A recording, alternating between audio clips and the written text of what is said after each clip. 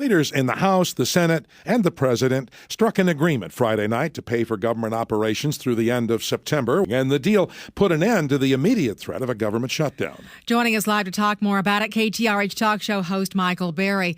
Michael, a shutdown averted indeed, but who do you think made the most concessions to make it happen?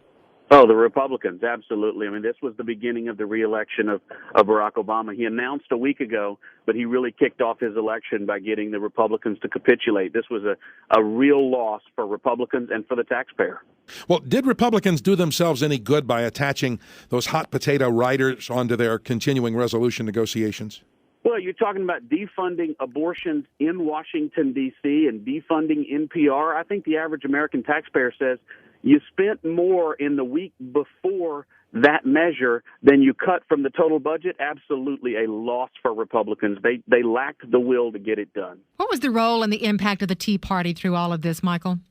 I think you're going to watch a very disillusioned Tea Party. You have 100 new congressmen that went up, Republicans that were responsive to the Tea Party. I think there are a lot more people that consider themselves Tea Party members or just average taxpayers who sent these Republicans up to take over the House, and they just blew it. They absolutely blew it. Well, we know all those folks in Washington watch the poll results constantly. Are polling results helping the GOP or the demos in this whole fight over the budget?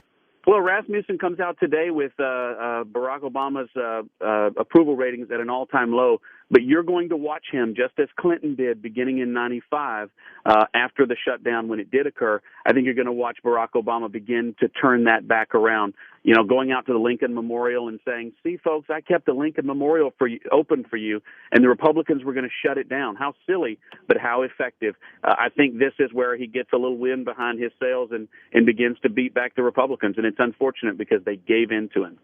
All right. Thanks so much.